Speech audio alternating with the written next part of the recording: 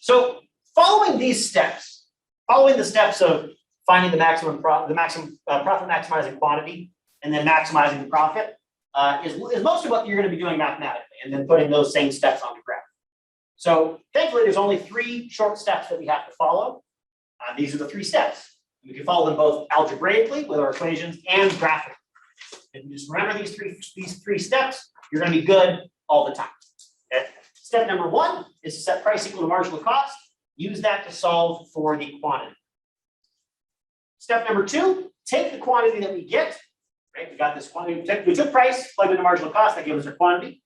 Take that quantity, plug it into average cost. That's going to give us our average cost value. Sort of the term average cost is going to show up twice here. Once is sort of the curve that we've drawn, and the second is the value that we get. And then finally, at that point, after step 2, we have the price. We started with that. We have the quantity. We got that in step 1. And we have the average cost. We got that in step 2. Take those 3 things together, and we can calculate profit. And that's basically where supply comes from, right? Each individual firm following those steps, and then adding up the quantity from everybody following those steps to get our market supply curve. All right, let's work through an example. We're going to do this both algebraically, and I'm going to redraw this graph step by step.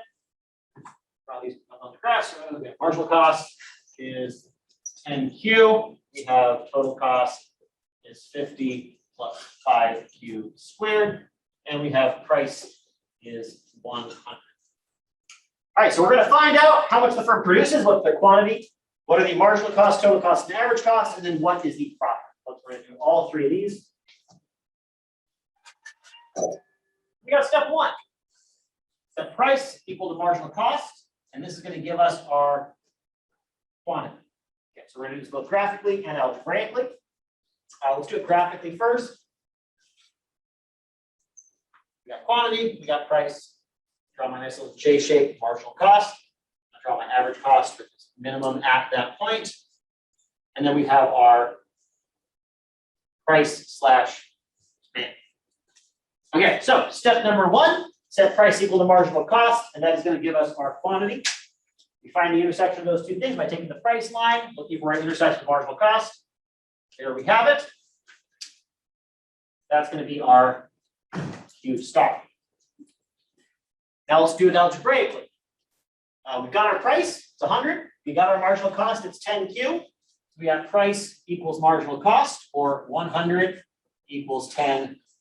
We're going to divide both sides by 10. We get 10 equals Q star. So our quantity, our profit maximizing quantity is 10.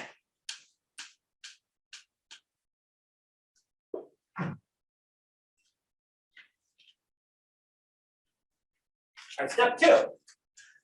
We're going to plug our Q star into average cost, and this is going to give us our average cost as a value.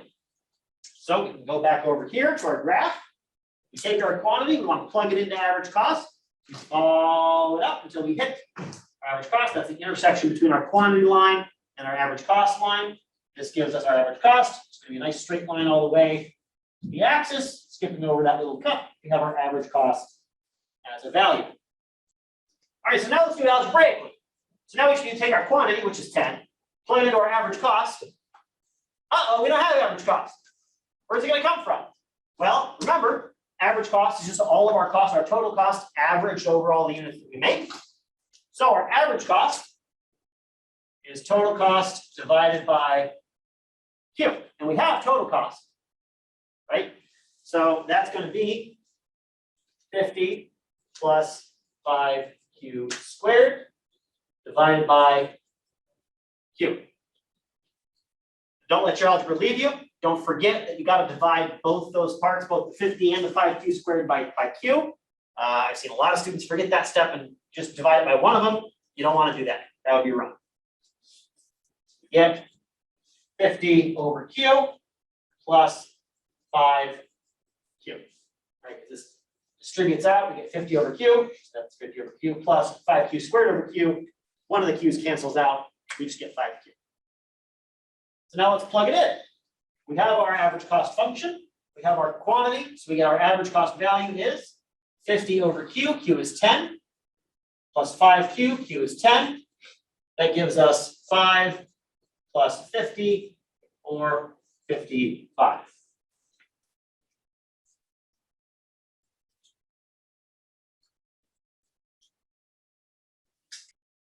All right, finally, step number 3, profit is Q times price times average cost. So over here on our graph, we have our price, which of course was 100. We have our box, it's already sort of outlined for us on the board. So we go from 0 to Q, we go from price to average cost, and we get this nice little box. And we're going to go ahead and fill it up all the way to the edge, because that lets whoever's creating our homework know that we knew what we were doing.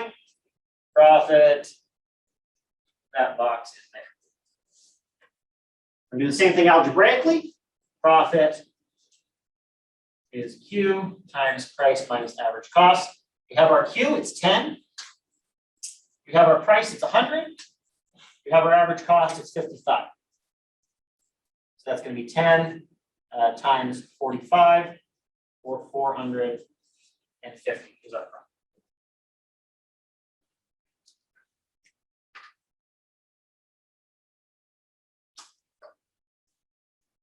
Oh, yeah. Could you just re-explain the 50 plus 5q squared one more time? So our total cost equation that I gave you was 50 plus 5q squared, right? And to get to average cost, we need to divide the whole thing by q. So we got total cost divided by q.